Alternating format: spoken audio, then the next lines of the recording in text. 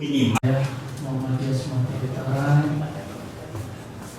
Bapak pimpinan daerah Muhammadiyah sewilayah Sumatera Utara yang hadir, Bapak pimpinan cabang Muhammadiyah, begitu juga Ibu pimpinan wilayah Malaysia, daerah cabang, Porto, dan hadirin hadirat yang dirahmati Allah, juga majelis yang hadir. Kita sekali alhamdulillah sampaikan kepada Allah serta selawat dan salam kita mengangkat junjungan kita Nabi besar Muhammad Rasulullah Sallallahu Alaihi Wasallam.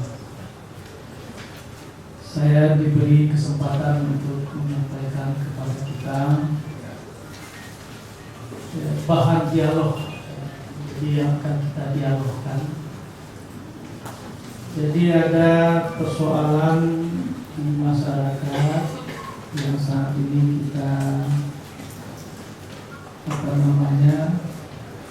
kita hadapi adalah perbedaan penanggalan bulan Zulhijjah, ya. Dan konsekuensinya adalah akan terjadi variasi di dalam tanggal 9 Zulhijjah dan 10 Zulhijjah. Ini 2 hari yang terkait dengan ibadah kita.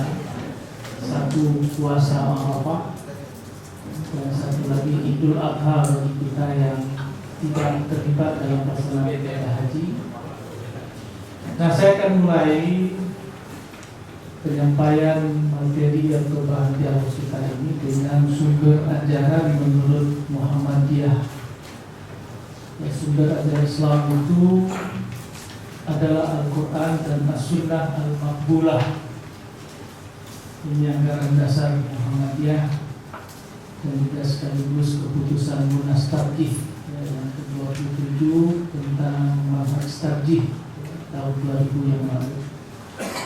Jadi kalau dulu As-Sunnah As-Sahihah, ini sudah berubah menjadi As-Sunnah Al-Maqbulah. Karena kalau As-Sunnah As-Sahihah tidak masuk Sunnah Hasan, padahal hadis makbul atau sunnah makbul itu adalah terdiri atas hadis sahih dan hadis hasan. Nah, berdasarkan kedua sumber itu, Al-Quran dan Sunnah, maka kita memperoleh melalui kedua sumber itu tentang waktu-waktu ibadah. Nah, waktu-waktu ibadah itu mulai dari waktu salat. Nah, menurut Al-Quran itu diantaranya, ya, surat Al-Isra 28, A'udzubillahi minasyaitonirrajim, aqimus sholata liduluki syams ila ghasaqil lail wa qur'anal fajri inna qur'anal fajri kana mashhuda. Nah, ini terkait dengan waktu salat, mulai dari zuhur, asar, kemudian subuh, ya, bahkan juga maghrib dan isya. Jadi 3 di situ, siang, tergelincir matahari sampai malam dan sampai subuh. Nah, begitu juga dalam hadis kita menemukan waktu-waktu sholat. Nah, ini hadis Ahmad, ada juga hadis riwayat Muslim, ya, yang menjelaskan tentang waktu zuhur ketika tergelincir matahari, ya, sampai bayang seseorang sama dengan panjangnya sebelum datang waktu asar. Jadi ada waktu asar sampai waktu maghrib, isya, subuh. Jadi kedua sumber ajaran Islam itu, Al-Quran dan hadis Nabi, itu menghubungkan waktu-waktu ibadah itu dengan perjalanan matahari. Nah, ini waktu salat, ya. Nah, sedangkan untuk waktu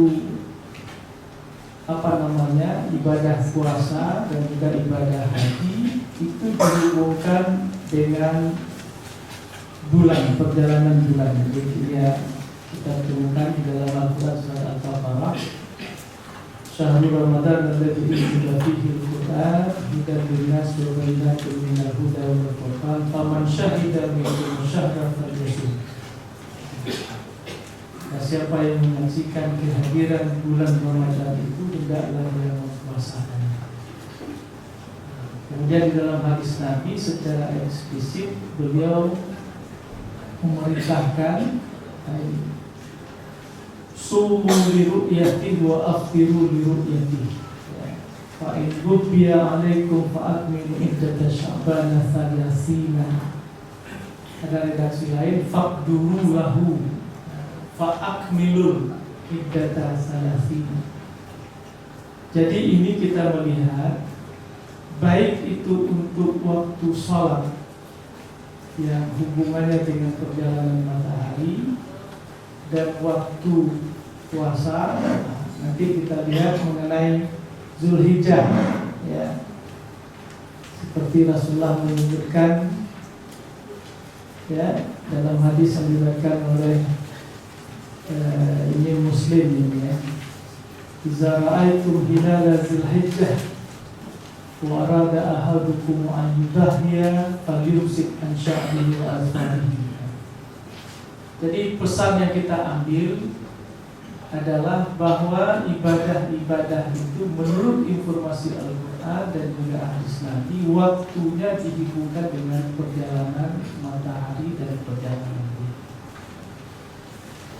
Nah, Bapak dan Ibu, ini hadis tentang puasa, ya, puasa Zulhijjah. Hadis Abu Daud, sana dikatakan kan Rasulullah yasumu tis'a Zulhijjah wa yawma Ashura wa salasata ayyam min kulli syahr awal asnaini min asy-syahr wal khamis, ya. Ini juga terkait dengan puasa 9 Zulhijjah. Ini eksplisit Rasul menyebut, ya. Pada bagian lain itu Ustaz Asmullah sudah menyebut tentang puasa Arafah yang barakah atau manfaatnya begitu besar, bisa menghapuskan dosa. Nah, sekarang kita ingin bahwa Al-Quran dan hadis Nabi tadi itu ada tahapan berikutnya, proses memahami. Karena bagaimanapun petunjuk Al-Quran dan Sunnah Nabi itu ketika kita terima, itu akan masuk kepada wilayah memahaminya dan selanjutnya mengamalkannya. Maka disinilah di dalam kajian ilmu Islam itu ada namanya ilmu fikih.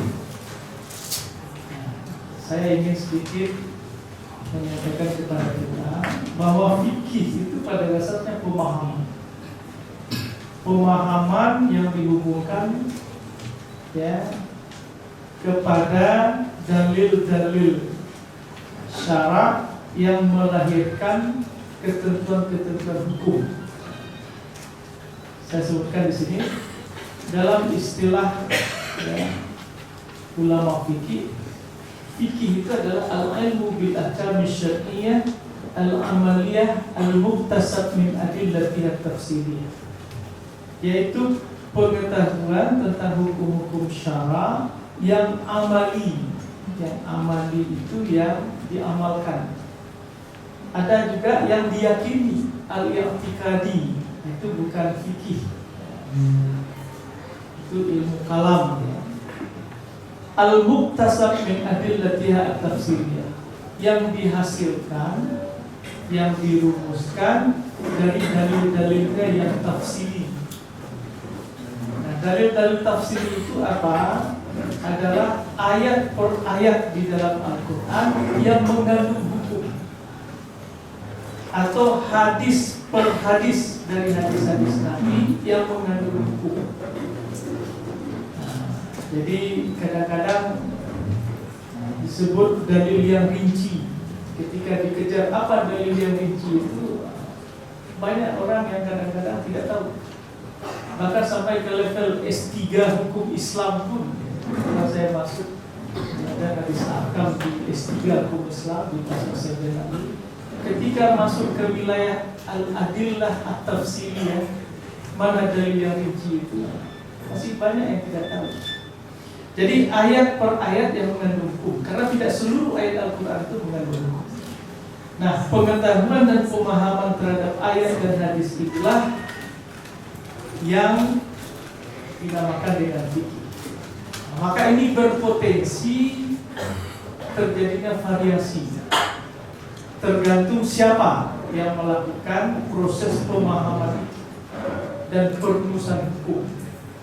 Maka kita akan melihat nanti mulai dari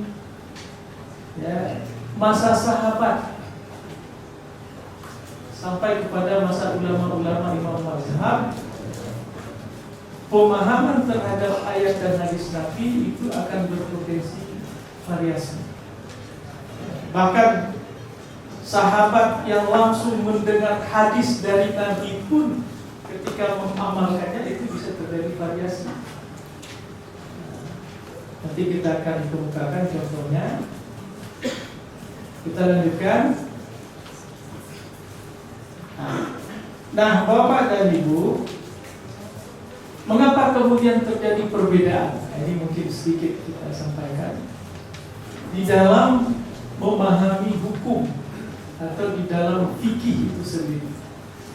Hanya beberapa sebab yang saya kutip dari beberapa literatur. Pertama, penilaian terhadap derajat hadis. Jadi ada satu hadis yang dinilai bervariasi antara satu ulama dengan ulama yang lain, antara satu faqih dengan faqih yang lain. Dari segi kesahihannya, satu mengatakan ini tidak sahih, atau satu mengatakan sahih. Yang kedua, pemahaman terhadap nas, bahasa Arab itu sendiri. Ada yang namanya lafaz mustarak. Ada kata-kata majazi yang tidak hakiki. Contoh kasus yang sering diangkat itu lafaz qur, kartun, jamaknya qur. Itu dalam Al-Quran itu lafaz mustarak. Bisa berarti head, bisa berarti tuhur. Mazhab Syafi'i memilih kata qur itu tuhur. Maka membuat masa iddah seorang wanita yang ditalak itu lebih singkat. Salah satu quru, dia ditalak pada waktu terhitung iddahnya, yaitu waktu tuhur 1, kemudian haid, kedua tuhur 2, haid, tuhur ketiga selesai. Tapi ketika Hanafi itu mengartikan quru itu adalah haid, maka masa iddahnya akan lebih panjang. Ada juga karena tidak menemukan teks atau nas dalil terkait, apalagi kalau tidak ada nasnya, itu peluang untuk berijtihad. Dan itu dibenarkan oleh Rasul. Ketika Rasul mentes Mu'az bin Jabal akan diutus ke negeri Yaman, itu ditesnya dulu. Bagaimana engkau menghukum kalau ditawarkan atau disebutkan kepadamu masalah peradilan? Ahkum bi kitabillah. Kalau tidak ada, ahkum bi sunnati Rasul. Kalau tidak ada, ajtahidu.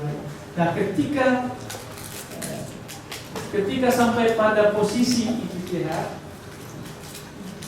maka di situ akan berpotensi lah terjadi variasi. Nah, begitu juga pengaruh kultur budaya.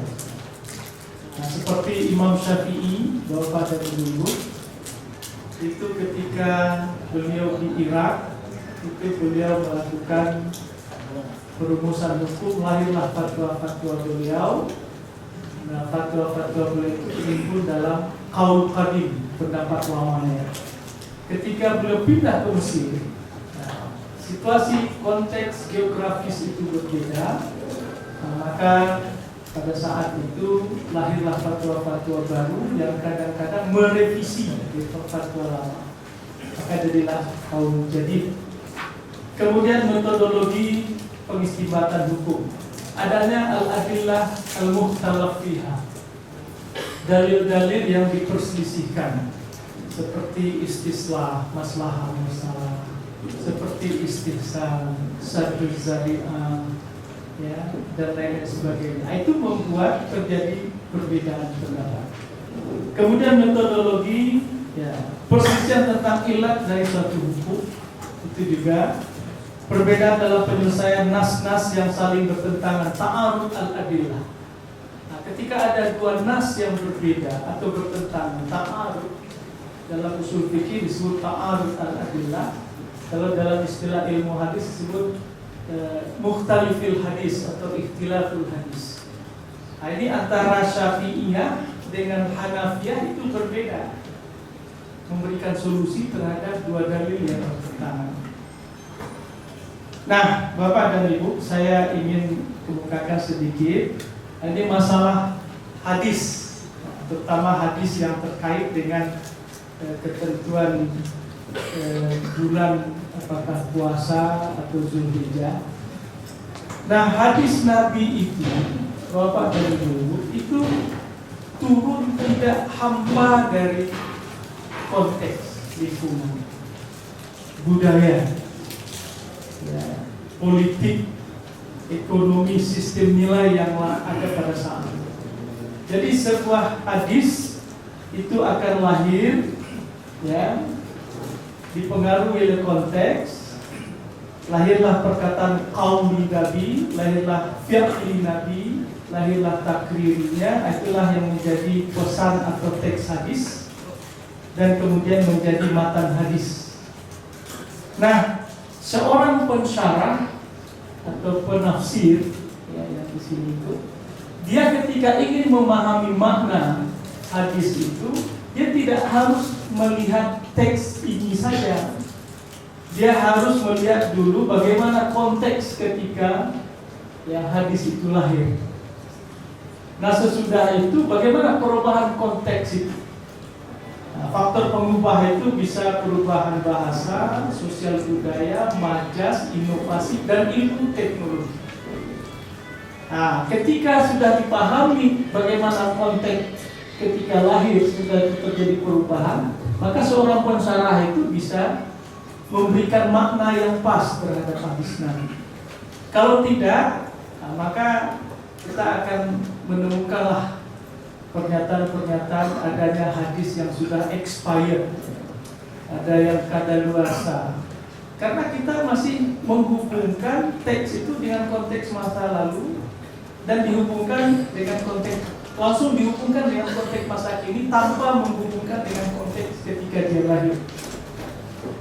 Karena hadis itu sifatnya bayan, penjelas terhadap Al-Quran, maka dia harus operasional dan dia harus bisa langsung, ya, dipahami kontekstual sesuai dengan konteks ketika itu. Nah, maka oleh karena itu pesan-pesan hadis Nabi itu akan sangat erat hubungannya dengan konteks ketika dia lahir. Nah, ini sedikit kita singgung bagaimana penetapan awal bulan Qamariyah. Secara garis besar itu ada dua macam. Yang pertama metode ru'yah, yaitu mengintai hilal pada hari ijtima,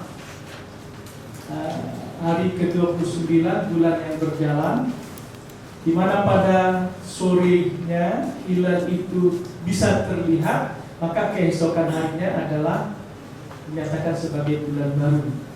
Sebaliknya apabila tidak terlihat, maka keesokan harinya dinyatakan sebagai hari ke-30, istiqmal, ya, bulan berjalan dan bulan baru dimulai lusanya. Nah, contoh kasus ini 1 Zulhijjah yang kita sedang berada di bulan ini. Itu 1 Zulhijjah 1436, ya, ru'yah dilakukan pada sore hari ijtima, yaitu 29 Zulkaidah. Ijtima terjadi pada hari Ahad, ya, 13 September 2015. ya, pukul 13:43:35 WIB. Nah, ketika Ahad itu hilal terlihat, maka keesokan harinya Senin itu adalah 14 September, dinyatakan sebagai 1 Zulhijjah. Tetapi yang terjadi pada kita sekarang apa? Ya, ketika tidak terlihat, dan inilah yang diumumkan oleh pemerintah kita, maka keesokannya dinyatakan sebagai hari ke-30 bulan Zulkaidah, sehingga 1 Zulhijjah dimulai lusanya, yaitu hari Selasa 15 September. Ini hasil ru'yah. Dan memang pemerintah kita kan menetapkan minimal itu boleh atau bisa diterima ru'yah itu kan 2 derajat. Nah, tapi umumnya kalau para ahli falak itu mengatakan 2 derajat itu pun sulit untuk. Tapi Pak Ari bisa menjelaskan lebih jauh. Ya, bahkan 3 atau 4 derajat pun sulit terlihat. Nah, tapi ketika rapat isbat itu masih muncul saksi-saksi. Nah, bagaimana dia melihat? Nah, metode ru'yah itu ini macam-macam. Saya kira ini tidak bisa dari darat, dari laut dan sebagainya, atau menggunakan alat, bahkan dari pesawat. Nah, yang kedua, metode penentuan awal bulan Qamariyah itu adalah dengan hisab, yaitu menggunakan kriteria-kriteria geometris tertentu. Apabila kriteria tersebut telah terpenuhi pada sore hari konjungsi atau ijtima, maka keesokan harinya dikatakan sebagai awal bulan baru. Jika tidak, maka keesokan hari itu dinyatakan hari ke-30, bulan berjalan dan baru dimulai bulan Musa. Nah, ada hisab hakiki, ya, hisab urfi. Nah, kita Muhammadiyah menggunakan metode, ya, penentuan awal bulan hisab hakiki, yaitu dengan kriteria ada 3. Yang pertama, di tanggal 29 itu telah terjadi ijtima, ya, konjungsi. Yang kedua, ijtima terjadi sebelum tenggelam matahari, artinya di siang hari. Dan yang ketiga, saat matahari tenggelam, bulan itu sudah di atas ufuk, ya, hilal itu di atas ufuk. Nah, kalau 3 kriteria ini terpenuhi secara kumulatif pada sore hari ijtima itu, maka keesokan harinya dikatakan sebagai bulan Qamariyah baru. Nah, apabila tidak, maka besoknya hari ke-30 bulan berjalan dan bulan baru dimulai lusa. Nah, kita lihat tentang Zulhijjah yang saat ini. Nah, contohnya Zulhijjah 1436 Hijrah itu hasil hisab dari PP Majelis Tajih Muhammadiyah. Ijtima jelang Zulhijjah 1436 Hijrah itu terjadi pada hari Ahad, 13 September pukul 13:43:35 WIB. Dengan data ini kriteria 1 dan 2 sudah terpenuhi. Apa itu? Kriteria pertama terjadi ijtima, kriteria kedua sebelum terbenam matahari. Nah, kemudian Bapak dan Ibu, pada saat terbenam matahari Ahad yang lalu itu, di Yogyakarta itu tinggi bulan hilal itu sudah 0, positif 0 derajat 25 menit 52 detik. Artinya hilal sudah wujud. Ya. Jadi kriteria ketiga itu sudah terpenuhi. Nah, sehingga dengan demikian keesokan harinya, hari Ahad itu ijtima terjadi sebelum terbenam matahari, dan ketika terbenam itu hilal sudah di atas ufuk, maka Senin 14 September 2015 yang lalu itu dinyatakan sebagai bulan baru, maka 1 Zulhijjah. Nah, inilah hasil hisab Majelis Tajih dan Tajdid PP Muhammadiyah. Jadi 1 Zulhijjah itu 1436 Hijrah, yaitu pada hari Senin 14 September 2015.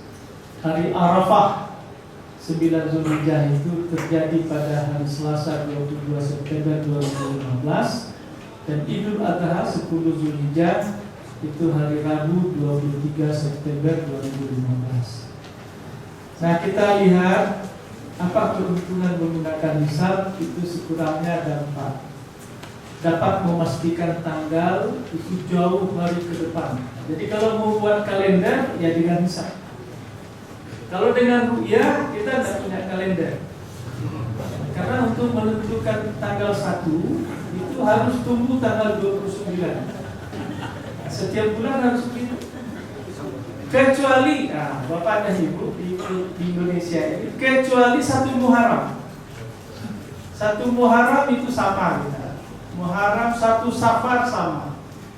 1 Rabiul Awal nanti sama. 1 Rabiul Akhir, Jumadil Awal, Jumadil Akhir, Rajab, Sya'ban itu sama. Karena apa? Karena ditetapkan dengan hisab. Nah, nanti Ramadan baru ya. Syawal itu ya. Zulkaidah tidak lagi. Nah, jadi sebenarnya di kita ini sudah 9 bulan menggunakan hisab, tinggal 3 bulan. Tinggal 3 bulan. Kemudian memberi peluang menyatukan penanggalan Islam ini. Jadi kalau kita ingin punya tanggal atau kalender Islam, ya, menggunakan hisab. Kemudian lebih pasti dan prediktif, karena memang ilmu astronomi itu ilmu pasti. Dan kemudian hemat biaya. Jadi tidak perlu lagi melihat langsung dan tidak perlu lagi rapat-rapat dan sebagainya. Karena itu juga efisiensi. Ya. Kalau tidak itu. Nah, Bapak dan Ibu, apa dalil syar'inya? Ini saya tinggal terakhir. Jadi alasan pertama itu Al-Quran. Asy-syamsu wal qamaru bihusban. Jadi matahari dan bulan itu beredar menurut perhitungannya. Kemudian Yunus ayat 5, "Walladzi ja'ala asy-syamsa diya'an wal qamara nuran wa qaddarahu manazila li ta'lamu 'adada as-sinina wal hisab ma khalaqallahu dzalika illa bil haqq yufassilul ayat liqaumin ya'lamun." Allah lah yang menjadikan matahari bersinar, bulan bercahaya, dan ditetapkannya bagi bulan itu manzilah-manzilahnya supaya kamu mengetahui bilangan tahun dan perhitungan waktu. Jadi artinya Bapak dan Ibu, perjalanan matahari dan bulan itu bisa dihitung dan dipergunakan menurut Al-Quran untuk menentukan waktu. Hanya saja, kemudian ini ayat yang kedua, syahidah, itu terkait dengan Ramadan. Sekira kita tidak bahas itu. Nah, kenapa Rasul Shallallahu Alaihi Wasallam tidak melaksanakan pesan Al-Quran? Jadi Rasul dalam hadis riwayat Bukhari Muslim mengatakan, Inna ummatun ummiyatun la naktubu wa la nahsubu.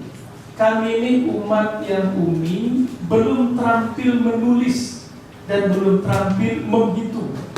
Asyahru hakadha wa hakadha, yakni marrat tis'ah wa isrin wa marrat thalathin. Jadi bulan itu bisa 29, bisa 30.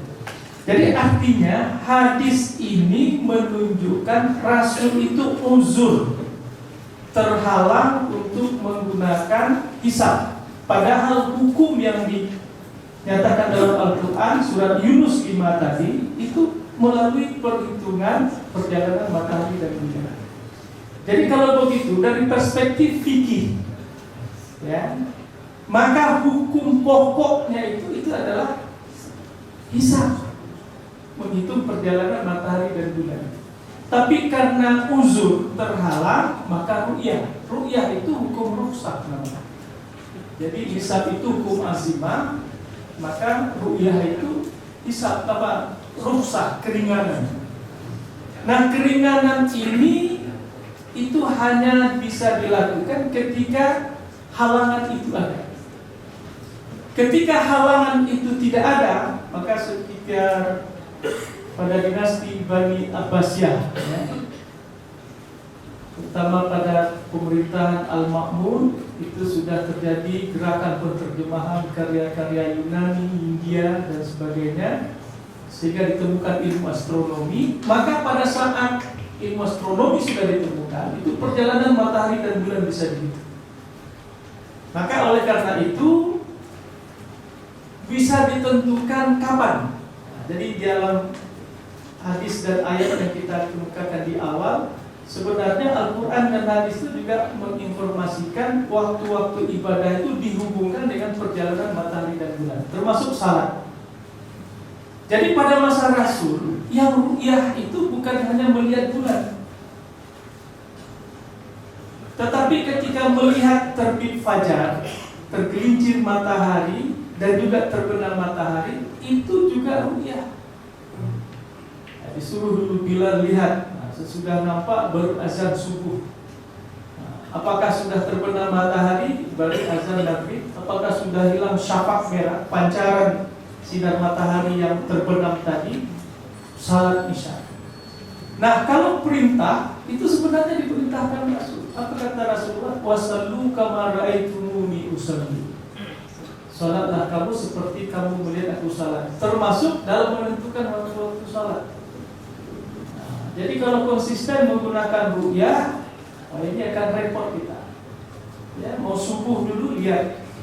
Tapi sekarang orang tidak lagi menggunakan ru'yah untuk waktu-waktu salat. Nah, jadi ketika hilang uzur, halangan, hambatan, maka seharusnya hukum azimah yang berlaku. Ya, sebagaimana ketika kita diperintahkan untuk salat, ya, iza qumtum ila shalah faghsilu wujuhakum wa aydiyakum ilal marafiq, ya, wamsahu bi ru'usikum wa arjulakum ilal ka'bayn. Kita disuruh untuk berwudu, tapi ketika terhalang mendapatkan air, fa illam tajidu ma'an fatayammamu sa'idan thayyiban. Jadi silakan bertayamum. Nah, kalau sudah tidak terhalang lagi dari air, apa boleh tayamum? Ya tidak lagi. Nah, begitu juga ketika sudah tidak terhalang lagi hisab, ya sebenarnya ru'yah tidak lagi dilaksanakan. Tapi untuk salat sudah tidak dilaksanakan lagi ru'yah, dan juga untuk 9 bulan, tinggal 3 bulan. Nah, Bapak dan Ibu, ini dalil-dalilnya. Maka oleh karena itu, berdasarkan firman Allah dan penjelasan yang di atas, al-aslu fi isbati syahad ayyakuna bil hisab. Ini hukum azimah. Nah, selanjutnya Bapak dan Ibu, terkait dengan persoalan kita sekarang. Ini terakhir saya sampaikan, mungkin dilanjutkan dengan Pak Arman nanti. Bagaimana dengan puasa Arafah? Sementara kita juga sudah mendapat informasi bahwa Arafah itu hari Rabu. Sementara menurut perhitungan hisab kita 9 Zulhijjah itu Selasa. Bagaimana? Ini persoalannya. Jadi sebenarnya kalau kita melihat hadis Nabi yang kita tampilkan ini, yang berasal, ya, dari beberapa istri Nabi, itu dikatakan karena Rasulullah SAW yasumu tis'a Zulhijjah wa yawma Asyura wa salasa ayyam. Jadi adalah Rasul SAW itu puasa pada tanggal 9 Zulhijjah dan hari Asyura dan seterusnya, 3 hari setiap bulan, dan juga hari Senin dan hari Kamis. Nah, kalau begitu, tanggal 9 itu diukur di mana? 9 itu ukurannya adalah tempat di mana kita berada. Bagaimana kalau di Arafah, ya, umpamanya berbeda? Apakah wakil peristiwa yang terjadi wukuf di Arafah itu yang menyebabkan kita puasa, atau kehadiran tanggal 9 itu yang menyebabkan kita puasa? Nah, kalau kita mengacu kepada sejarah, Rasul itu sudah mentradisikan puasa 9 Zulhijjah itu sebelum beliau melaksanakan haji. Jadi ketika beliau melaksanakan haji, maka pada saat itu ada hadis Nabi, ya, tidak ada puasa bagi Arafah bagi orang yang sedang berada di Arafah. Nah, ada beberapa sahabat meragukan apakah Rasul memang tidak puasa atau beliau masih puasa seperti yang tradisi beliau sebelum-sebelumnya setiap tanggal 9 Zulhijjah. Nah, maka salah seorang istri Nabi itu membawa air ke depan Nabi pada waktu 9 Zulhijjah di Arafah itu. Rasul mengambil dan menerima serta meminum. Nah, ini membuktikan bahwa sebelum beliau haji, beliau sudah mentradisikan puasa di tanggal 9 Zulhijjah. Nah, pada saat itu orang belum ada di Arafah. Ya, karena Rasul itu kan hanya sekali melaksanakan ibadah haji. Jadi beliau tradisi pelaksanaan ibadah puasa 9 Zulhijjah itu sudah bertahun-tahun sebelumnya. Jadi ketika belum ada wukuf di Arafah, Rasul sudah melaksanakan puasa 9 Zulhijjah. Nah, kemudian yang kedua itu tadi, apakah ukuran waktu itu dihubungkan dengan lokasi di mana kita berada atau ketika mereka sedang wukuf di Arafah? Berdasarkan hadis ini jelas secara eksplisit disebutkan yasumu tis'a Zulhijjah. Dan problemnya nanti, ya ini mungkin bisa dijelaskan lebih lanjut oleh Pak Abi, ketika perbedaan waktu itu terlalu signifikan dengan Arafah. Ya, bisa saja Bapak dan Ibu ketika di Arafah itu di suatu daerah malam. Ya, seperti sekarang umpamanya, kita kan pada saat ini jam 4:30 sore. Nah, kalau di Montreal, tempat saya pernah ada di situ dulu studi, itu sekarang 4:30 subuh. Jadi 12 jam. Jadi ketika kita siang di sini, di sana malam. Jadi itu akan menjadi problem kalau ukuran waktunya tempatnya di Arafah itu, maka bagaimana bagi orang-orang yang ketika itu malam? Nah, itu juga menjadi problem. Jadi oleh karena itu, terkait dengan puasa 9 Zulhijjah ini ya, dihubungkan dengan waktu tempat di mana kita berada. Nah, apa yang sudah diputuskan oleh Majelis Tatib dan Tajrid Pimpinan Wilayah Muhammadiyah, dan juga sebenarnya kalau kita mau fair, siapapun yang melakukan hisab itu hasilnya sama. Ya, hasilnya sama karena itu ilmu pasti. Nah, jadi oleh karena itu Bapak dan Ibu-ibu, ya, terhadap persoalan 9 Zulhijjah puasa dan juga berikutnya tanggal 10 Idul Adha berdasarkan perhitungan hisab itu sudah pas dan tidak ada masalah, dan kita dengan yakin itu bisa melaksanakan ibadah pada saat itu.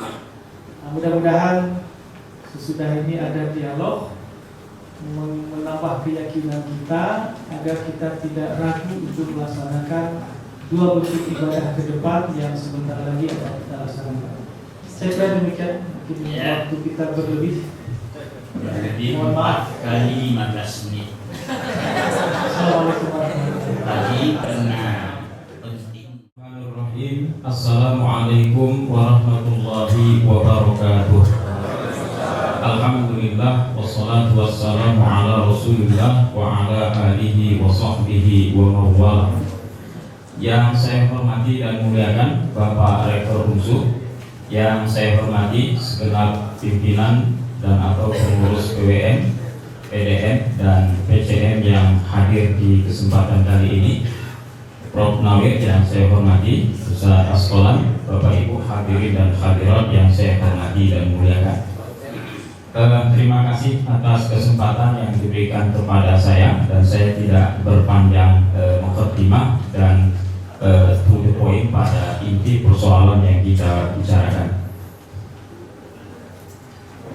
Bapak Ibu yang saya hormati, inti atau substansi persoalan yang kita bicarakan atau yang kita hajatkan pada hari ini sesungguhnya dan sejatinya adalah demikianlah adanya seperti yang sudah dijelaskan oleh Prof. Nawir tadi, bahwa persoalan perbedaan ini adalah disebabkan satu saja, yaitu perbedaan konsep atau metode yang digunakan dalam menentukan awal bulan.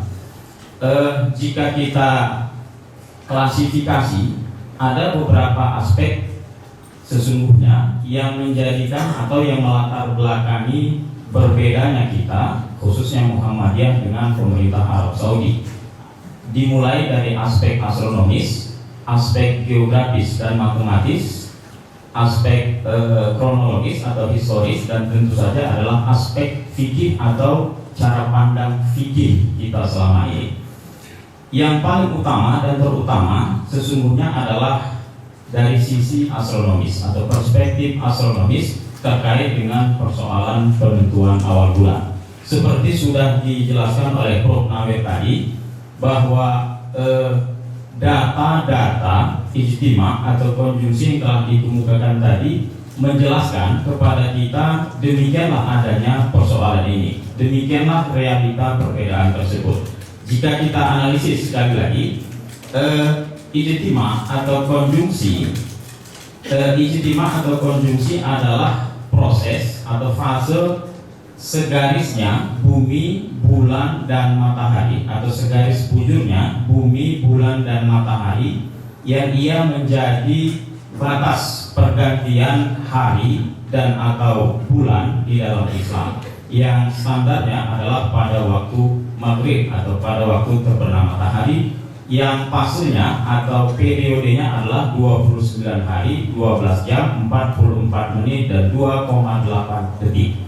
Artinya jika putaran bulan mengelilingi bumi belum sampai pada putaran itu, maka satu bulan sinodis belum dinyatakan sempurna. Nah, untuk data ijtima atau konjungsi awal Zulhijjah 1436 tahun ini yang sudah berlalu beberapa hari yang lalu, itu terjadi untuk marja atau referensi Medan. Dalam hal ini saya ambil contoh referensi markas OIK UMSU di lantai 7. Ijtima terjadi pada hari Ahad 13 September 2015 jam 13.43, yang mana ketinggian hilalnya pada sore hari pada saat terbenam matahari adalah 0 derajat 25 menit usul atau menit surut.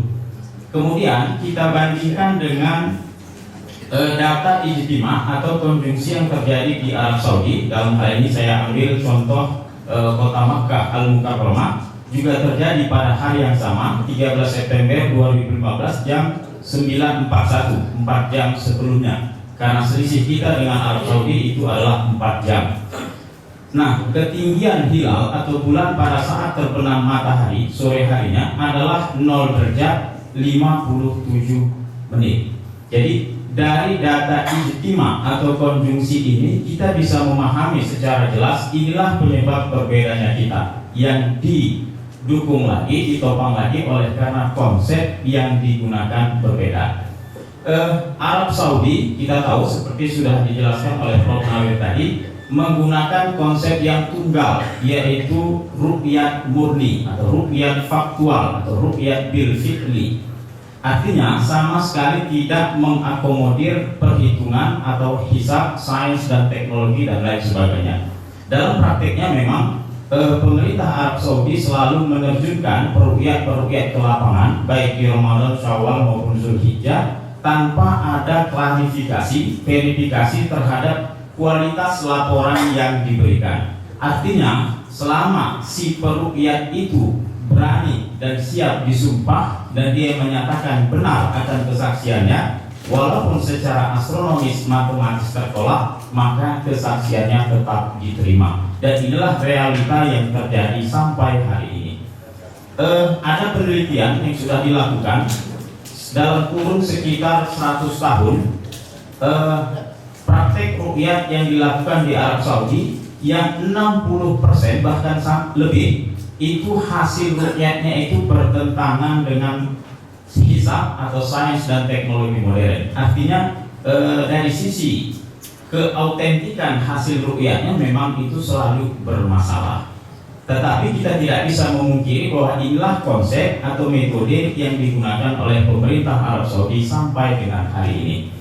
Nah, sedangkan kita di Muhammadiyah, seperti sudah dijelaskan oleh Prof. Nawir tadi, kita menggunakan apa yang disebut dengan hisab hakiki wujudul hilal yang beranjak dengan 3 parameter yang penggunaan secara kumulatif tadi, yang dengan data ini secara jelas menyatakan kepada kita bahwa keesokan hari dari setelah terjadinya ijtima atau konjungsi itu, tanggal 14 September itu adalah sebagai tanggal 1. Sedangkan praktek yang terjadi di Arab Saudi pada saat pelaksanaan rukyat tidak satu pun ada laporan yang menyatakan bahwa hilal terlihat. Oleh karena itulah sebabnya kita berbeda dengan Arab Saudi. Tetapi ada yang perlu dicatat di sini. Untuk Zulhijjah tahun lalu di Arab Saudi itu ketinggian hilal pada saat sore hari 14.35 yang lalu itu ketinggiannya tidak sampai mencapai 0 derajat 57, 0 derajat 40 sekian menit busur. Tetapi tahun lalu ada laporan yang menyatakan bahwa hilal terlihat. Ini sekali lagi mengindikasikan bahwa di Arab Saudi ada problem dalam persoalan rukyah yang dilakukan tersebut. Jadi sesuatu yang tidak perlu kita perdebatkan bahwa demikianlah adanya praktek yang terjadi di Arab Saudi begitu. Jadi bagaimana mungkin secara logika tentu kita tidak bisa menerima 0,57 tidak terlihat tapi di bawah itu ada laporan terlihat gitu.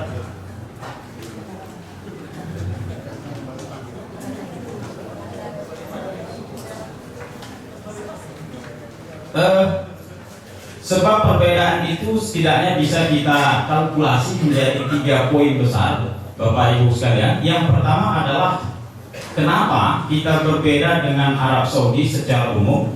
Yang pertama adalah karena sistem kalender ibadah kita hari ini masih bersifat lokal. Masing-masing negara, bahkan dalam suatu negara ada konsep atau metode yang digunakan yang diyakini dan diakui sebagai yang tersahih. Inilah yang menjadikan problem kita sulit menyatukan hari Arafah di seluruh dunia tersebut. Oleh karena itulah hal ini meniscayakan adanya apa yang disebut dengan KIG, Kalender Islam Global, yang bertujuan hendak menyatukan seluruh penjadwalan waktu kita, baik waktu-waktu ibadah maupun waktu-waktu administratif kehidupan, yang disebut dengan Kalender Islam Global, untuk menyatukan dengan prinsip 1 hari 1 tanggal, 1 tanggal 1 hari di seluruh dunia. Yang kedua, penyebab perbedaan itu adalah oleh karena standar ibadah khususnya puasa dan hari raya dalam Islam berdasarkan peredaran faktual bulan, bukan berdasarkan matahari. Berdasarkan bulan mengelilingi bumi, bukan berdasarkan bumi mengelilingi matahari. Kalau dalam penanggalan Masehi berdasarkan peredaran bulan mengelilingi bumi, patokannya sangat jelas seperti kita tahu, yaitu berdasarkan garis 180 derajat yang melintasi atau melewati yang titik pangkalnya berada di kota Greenwich yang ada di Inggris, yang melintasi Samudra Pasifik dan seterusnya, yang pergantian harinya itu persis selama-lamanya, yaitu jam 12 malam. Sementara dalam kalender Hijriah pergantian hari itu dimulai pada saat maghrib atau pada saat terbenam matahari. Problemnya adalah terbenamnya matahari di suatu tempat dengan tempat yang lain berbeda-beda. Oleh karena itulah, dan inilah yang menjadikan problem penentuan ibadah di dalam Islam yang harus dicarikan solusinya, yang solusinya tidak lain tidak bukan adalah kalender Islam global tersebut. Yang ketiga yang paling mencolok adalah oleh karena perbedaan konsep atau metode yang digunakan. Seperti sudah dijelaskan oleh Prof. Nawir tadi, bahwa sampai hari ini banyak sekali konsep atau metode yang digunakan. Ada ruqyah sendiri banyak caranya. Ada ruqyah bil ilmi, ada ru'yat di teknologi dan lain sebagainya. Kemudian ada imkan ru'yat pun tak kalah serunya. Ada imkan ru'yat 238, ada imkan ru'yat 7 derajat, ada yang digunakan di Prancis, ada imkan ru'yat 5 derajat yang digunakan di kesepakatan Istanbul Turki dan lain sebagainya. Kemudian ada wujudul hilal setidaknya sampai hari ini ada 3 negara atau 3 komunitas yang menggunakan, yang hampir-hampir mirip. Pertama Muhammadiyah, yang kedua Ummul Qura, Arab Saudi sendiri khusus untuk penggunaan kegiatan-kegiatan administratif. Kemudian yang terakhir adalah negara Libya yang dikenal dengan Ijtima' Qoblal Ghurub. Kemudian Ijtima' Qoblal Ghurub itu di Indonesia juga cukup berkembang. Ijtima' Qoblal Fajar itu ada di Libya dan lain sebagainya. Jadi 3 poin inilah yang menjadikan kita selalu berbeda dan tak kunjung mendapatkan sistem penjadwalan waktu yang definitif, unifikatif dan kredibel. Gitu. Konsep-konsep ini tadi saya kira sudah. Kemudian sedikit untuk mendukung aspek astronomis tadi terkait dengan terminologi Arafah. Sebenarnya tadi ini sudah sangat jelas disampaikan oleh Prof. Nawir, yaitu aspek kronologis atau periode pensyariatan ibadah haji dan puasa atau wukuf di Arafah tersebut. Arafah sendiri merujuk setidaknya pada 3 makna atau pengertian. Yang pertama adalah tempat, buq'ah makhsusah. Ini antara lain dikemukakan oleh Rafiq Al-Asbihani dalam karyanya Al-Mufradat fi Gharibul Quran. Yang kedua merujuk pada salah satu aktivitas dalam haji, yaitu wukuf di Arafah. Kemudian yang ketiga merujuk pada hari yang ke-9 dari bulan Zulhijjah. Ini diantaranya dikemukakan oleh Ar-Razi dalam tafsirnya. Ismun lil yaumi tasi' min Dzulhijjah. Artinya memang terminologi Arafah ini ada keragaman makna, ada keragaman definisi, sehingga memang wajar ada perdebatan dalam persoalan penentuan hari dan atau jatuhnya hari Arafah itu terkait dengan puasa Arafah. Ini hadis tadi sudah dikemukakan oleh Prof. Nawir bahwa indikasi bahwa puasa Arafah tidak harus mengikut peristiwa Arafah itu sesungguhnya sudah jelas berdasarkan hadis-hadis ini tadi. Di antaranya adalah idza ra'aitum hilala dzulhijjah wa arada ahadukum an yudhhiya dan seterusnya tadi. Ini secara jelas mengindikasikan bahwa siapa yang di antara kamu yang melihat hilal, tentu yang dimaksud oleh Nabi adalah di hilal di mana kamu berada. Kemudian siapa di antara kamu yang hendak memotong kurban, tentu memotong kurban yang dimaksud adalah di tempat mana kamu berada. Artinya berdasarkan zahir hadis ini jelas sekali menyatakan bahwa wukuf di Arafah atau puasa Arafah di tempat kita berada tidak mengharuskan bersamaan dan atau bersesuaian dengan peristiwa wukuf di Arafah tersebut. Ini tadi tentang pensyariatan haji dan puasa Arafah sudah dikemukakan oleh Prof. Nawir tadi. Idul Fitri dan Idul Adha seperti tertera dalam buku-buku sejarah itu ditetapkan pada tahun kedua Hijriah, dan sejak saat itu Nabi sudah punya kebiasaan melaksanakan puasa Arafah. Kemudian ibadah haji yang ada wukuf di dalamnya, yang kegiatan wukuf ada di dalamnya, itu baru ditetapkan pada tahun yang ke-6 Hijriah. Dari data sejarah ini saya kira sudah sangat jelas bahwa peristiwa atau puasa Arafah di tempat kita berada tidak terkait secara langsung, tidak bergantung secara langsung dengan peristiwa wukuf di Arafah. Oleh karena itulah ketika berbeda tentu itu tidak masalah. Kemudian ada yang berargumen bahwa kita harus sama dengan peristiwa Arafah adalah berdasarkan hadis Nabi Al-Hajju Arafah. Ada 3 penjelasan yang dapat dijelaskan. Yang pertama adalah bahwa hadis ini hanya menjelaskan bahwa wukuf di Arafah itu adalah bagian terpenting atau rukun utama dari ibadah haji. Yang kalau ini tidak terlaksana maka hajinya tidak bernilai haji. Kalau rutinitas haji yang lain saya kira bisa diganti, melontar jumrah bisa digantikan orang, bisa badal dan bisa dam dan lain sebagainya. Tetapi wukuf di Arafah ini harga mati. Kalau tidak maka hajinya tidak sah. Ini maksud yang pertama dari hadis tersebut. Kemudian yang kedua, di dalam kitab-kitab fikih klasik seperti ditulis oleh para ulama, antara bab haji yang di dalamnya ada wukuf di Arafah dengan bab penyembelihan atau bab ad-dhahaya itu diletakkan secara terpisah. Di antaranya adalah dalam kitab Bidayatul Mujtahid wa Nihayah Al-Muqtasid karangan Ibnu Rusyid, seorang ulama dari Spanyol, mengurutkan babnya itu sebagai berikut: bab haji, kemudian bab jihad, bab tentang imam, bab nazar, baru bab penyembelihan. Jadi cukup jauh. Artinya ini sekali lagi mengindikasikan bahwa tidak ada keharusan, tidak ada ketergantungan yang harus bahwa wukuf di Arafah itu harus bersesuaian dengan aktivitas puasa Arafah kita.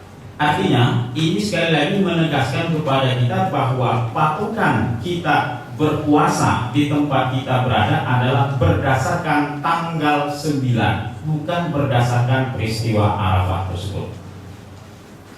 Kemudian sekedar penguat untuk kita agar kita tetap yakin dengan keputusan yang sudah ada fatwa dari Syekh Al-Utsaimin, seorang ulama besar dari Arab Saudi, mufti di sana, sudah meninggal dunia. Ada pertanyaan yang diajukan kepada beliau, bagaimana tentang perbedaan Arafah ini. Lantas beliau menyatakan, maka hendaklah kita atau orang tersebut berpuasa berdasarkan ketetapan setempat. Fa innahum yasumuna yaumat tasi' indahum. Indahum itu maksud di tempat dia berada. Hendaklah dia berpuasa Arafah itu pada tanggal 9. Walaupun al-muwafiq li yaumil 'ashir fi Makkah, walaupun kebetulan pada hari itu bersesuaian itu sudah tanggal 10 di kota Makkah. Dan beliau mempertegas lagi, hadza huwal qaul ar-rajih. Ini adalah pendapat yang rajih. Jadi sekali lagi ini mengindikasikan tidak ada keharusan, tidak ada ketergantungan yang harus bahwa harus sama antara wukuf di Arafah dengan praktek puasa kita di tempat kita berada. Oleh karena itu kesimpulannya adalah bahwa peristiwa wukuf di Arafah bukan penyebab utama praktek puasa Arafah tersebut. Kemudian yang terakhir sekedar informasi atau ilustrasi dari keterlihatan hilal pasca terjadinya ijtima atau konjungsi. Bisa kita lihat bahwa wilayah-wilayah yang tidak berwarna itulah wilayah yang disebut hilal tidak memungkinkan terlihat. Jadi masuklah di situ Indonesia, masuklah di situ Arab Saudi. Dan ini untuk konteks pasca ijtima untuk negara Arab Saudi. Begitu juga dengan di Medan juga sama. Artinya memang secara astronomi sesungguhnya memang ru'yat di Arab Saudi itu memang tidak mungkin terlihat. Oleh karena itu secara ilmiah bahwa Arab Saudi menggenapkan bilangan Zulkaidah menjadi 30 hari secara ilmiah, secara sains itu sudah benar. Walaupun menyalahi kebiasaan Arab Saudi yang selama ini biasanya seharusnya itu nampak begitu. Oleh karena itulah di milis-milis yang saya ikuti ada yang menyatakan bahwa tahun ini adalah tahun Muhammadiyah dihujat begitu. Karena apes begitulah kira-kira apes. Karena dalam prakteknya jangankan posisi hilal 0 derajat, minus pun kadang-kadang ada laporan terlihat di Arab Saudi. Jadi problem di negara tersebut yang tidak bisa kita intervensi begitu. Barangkali ini Bapak Ibu sekalian yang bisa saya sampaikan. Yang terakhir sekali, sekedar mempertegas bahwa Oi Fungsu mengambil moto memotret semesta demi iman dan peradaban, bahwa Oi Fungsu beralamat di atas di lantai 7. Sampai hari ini masih terus melaksanakan aktivitasnya, baik aktivitas yang bersifat internal maupun eksternal, bersifat diskusi penelitian maupun pengabdian kepada masyarakat. Sejauh ini Oi Fungsu sudah menyebar kemana-mana, khususnya dalam hal penyuluhan, penjelasan dan pengukuran arah kiblat. Dan ada informasi yang cukup mencengangkan bagi kami dan mungkin bagi kita. Ada puluhan ya, ada belasan, sudah belasan masjid yang sudah diukur arah kiblatnya, tetapi dari sejumlah itu hanya satu masjid yang arah kiblatnya persis, yang selebihnya salah. Bahkan salahnya cukup fatal, di atas 5 derajat. Ada yang 10 derajat, ada yang 11 derajat, bahkan ada rekornya itu tidak saya sebut nama masjidnya, ada sampai 26 derajat tingkat kesalahannya. Nah, oleh karena itulah untuk hal ini OI UMSU dengan tim yang ada di dalamnya berkomitmen untuk terus membantu masyarakat yang membutuhkan akan hal ini, di samping juga terus memperdalam kemampuan dan keahlian yang kami miliki untuk mengembangkan OI UMSU ini. Dan oleh karena itulah tak lupa dan seterusnya kami mengucapkan terima kasih kepada UMSU dalam hal ini Bapak Rektor yang terus mendukung dan mengapresiasi kegiatan-kegiatan kami sampai hari ini, yang kalau boleh jujur dan saya tidak bermaksud